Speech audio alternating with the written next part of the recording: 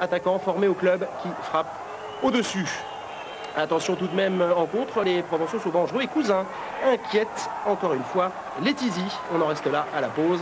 1-0 donc pour Metz. En seconde période, on retrouve les Lorrains toujours dominateurs et à la 53e minute, le numéro de Vladan Lukic sur la gauche.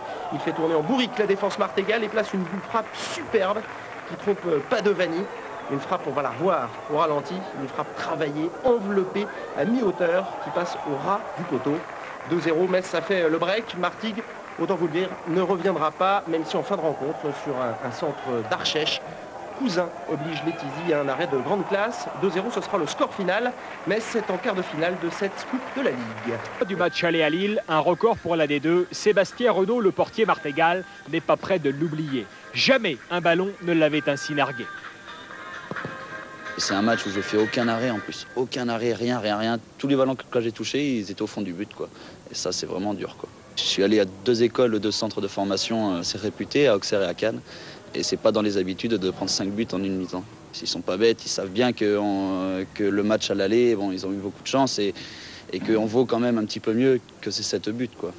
Le Mistral a depuis balayé les doutes martégaux. Série en cours de 8 matchs sans défaite, dont 4 victoires consécutives à domicile et surtout aucun but pris lors des 3 dernières sorties.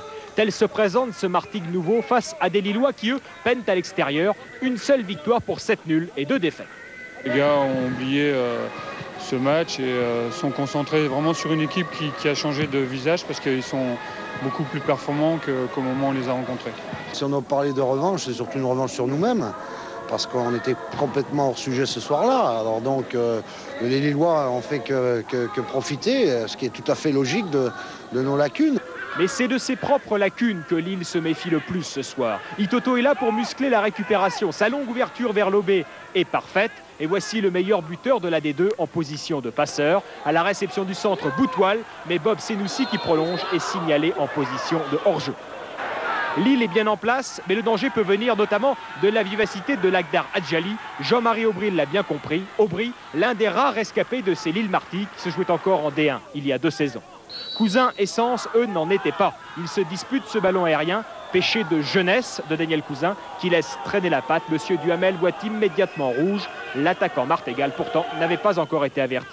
Désormais en supériorité numérique, les Lillois sentent qu'il est temps de concrétiser leur domination. Senoussi s'enfonce, prend appui sur Boutoil, mais la frappe de l'ancien international espoir n'est pas assez appuyée pour surprendre Renaud.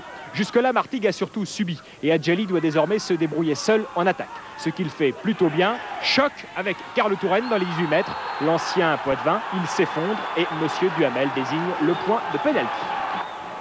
Salem Archèche, l'autre international algérien de Martigues, se présente pour la transformation. Il en a déjà réussi un cette saison, voici le deuxième. Et Martigues atteint donc la pause dans un état tout autre qu'à l'aller. Je pense que le FC Martigues cette année, c'est la nouvelle cuvée, comme on pourrait dire. Et c'est bien, puisqu'on a dit que ça va être très dur encore cette deuxième mi-temps, parce qu'ils vont tout faire pour revenir au score, voire pour gagner. Donc à nous d'être solidaires comme on l'a été jusqu'à présent, et ça serait bien pour nous. Et ce qui serait encore mieux pour Martigues, ce serait de réussir très vite le break. Adjali clame ses intentions dès la reprise. Sa technique en mouvement, sa vitesse font merveille. Il dépose Sigan et Dindeleu, mais est repris in extremis par Senoussi.